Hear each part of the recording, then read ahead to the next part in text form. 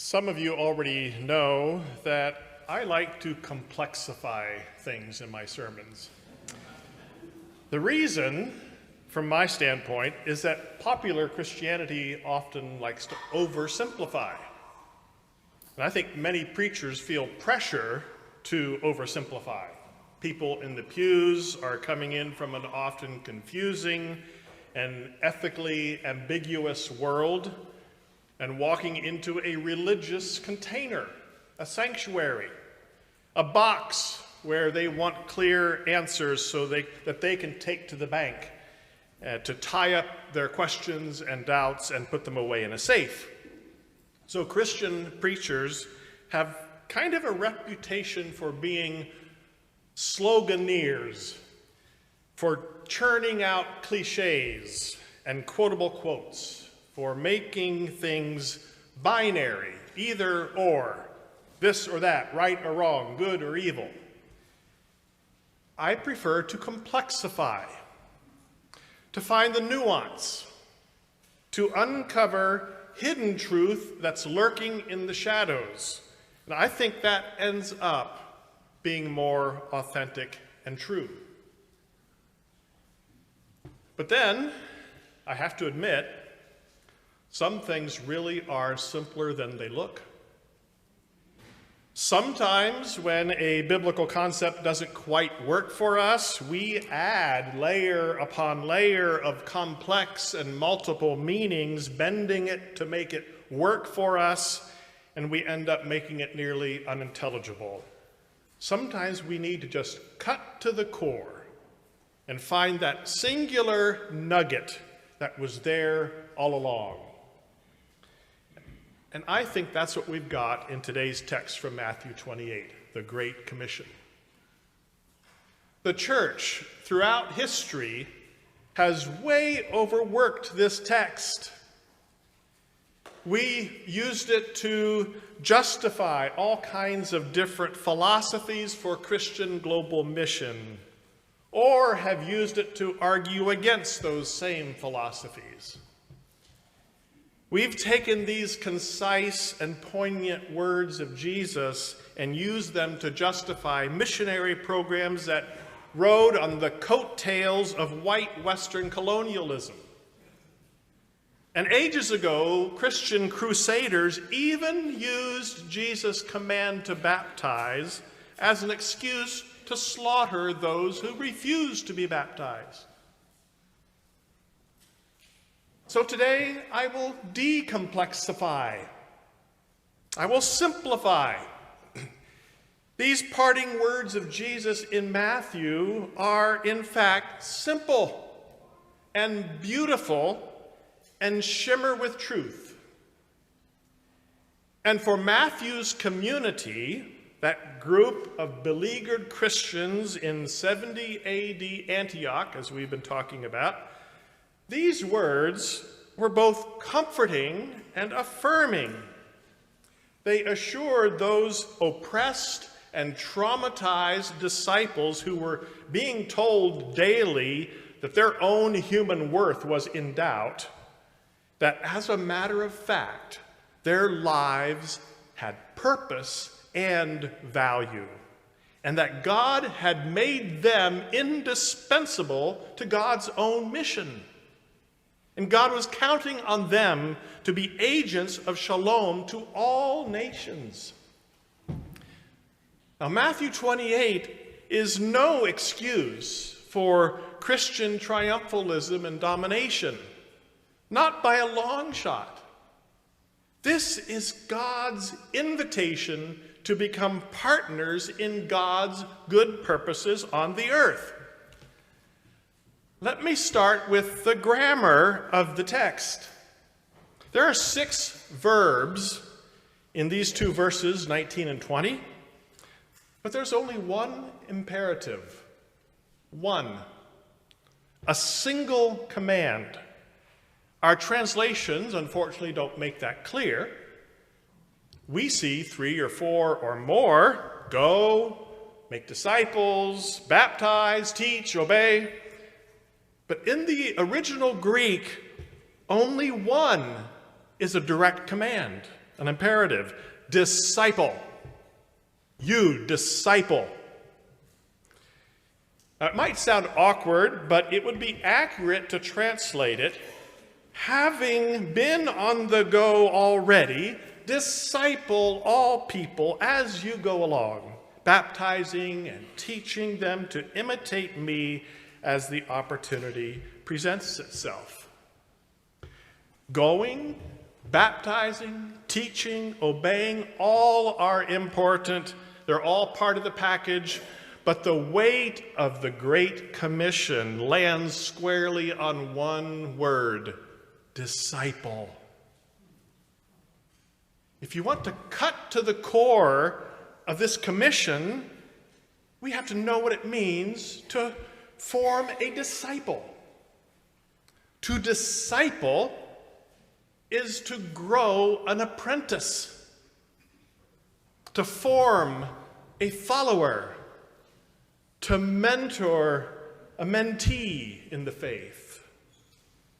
This Great Commission is not, first and foremost, a command to organize mission projects, nor a command to baptize as many souls as you can, nor to establish and grow the Christian church, nor even to convert people to a new religion. No, it's a command to form imitators of Jesus. That's why Jesus prefaced his command with words about authority. And we so often take those words the wrong way. Jesus did not say, all authority in heaven and on earth has been given to me, and I'm handing it over to you. Now you have all authority in heaven and earth to go and do what you need to do to establish your religion and grow your institutions. So much harm has been done on the false assumption that Jesus gives us a blank check of authority that we can write out as we see fit to do whatever we need to do to rack up those numbers. No, Jesus said, I have this cosmic authority from God, so I have the right to ask and expect you to imitate me, to teach what I taught, to live as I lived. It's like Jesus is telling his disciples, it's not an ego trip for you or for me. It's the way God set things up. God loves this world and wants it to be whole. God has a healing mission, a shalom project, and God sent me here to set that into motion and now has authorized me to have you carry the work forward, to keep on doing exactly what you've seen me doing. To his small cadre of followers who remained faithful throughout the great trial, Jesus says, I've taught you what life under the reign of God looks like. I've set an example for you so you can go from here and imitate me. Be my mirror, my reflection, and bring along others as next generation followers and imitators. Keep the movement going to all the nations, all the peoples, everywhere. That's the shining gold nugget of the Great Commission. Look and act like Jesus, everywhere and to everyone. And as you go, help others look and act like Jesus too. Disciple people, mentor people, form people into the way of Jesus. And some of those other things that we read into it might well happen along the way. Baptisms happened, organized mission programs happen, growth of churches and institutions can happen, but those are potential results. They're not the motivating factors. They're not the shining center of this commission. The sole rationale, the sole expectation of Jesus for his disciples, the shining center of the Great Commission is, in Jesus' words, do what you saw me doing.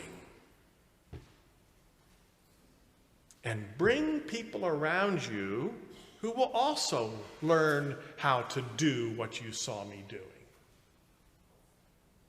Then all of you together will keep learning. You will keep being my lifelong apprentices, my forever friends, and my disciples. This Great Commission is for every one of us who claim to be a disciple of Jesus, who claim to follow Jesus. If we are not actively learning to look and act like Jesus, if we are not winsomely, through our words and our deeds, inviting others to learn to look and act like Jesus, if we are not pouring ourselves into a community of people that seek to look and act like Jesus, then we need to go back to the core of these parting words of Jesus and open ourselves to the Spirit's work in a new way.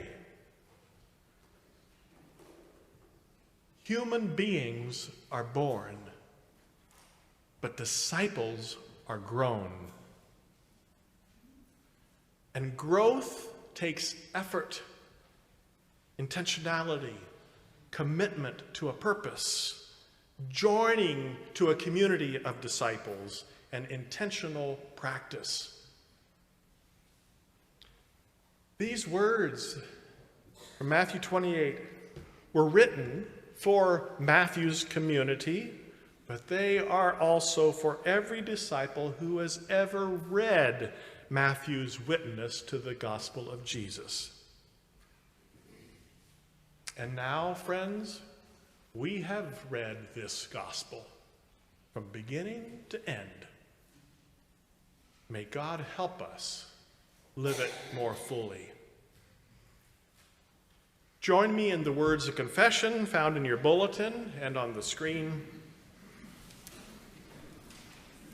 God, who loves all the world with an everlasting love, we confess we have not always heard or heeded your invitation to follow you into the world and continue your saving and healing mission.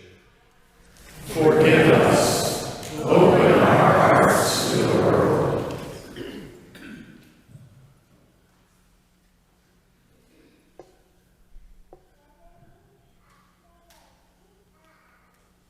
Jesus says, I forgive you, and I love you without condition. My invitation remains. Follow me into the world, and remember, I am with you always, to the end of the age. Thanks be to God.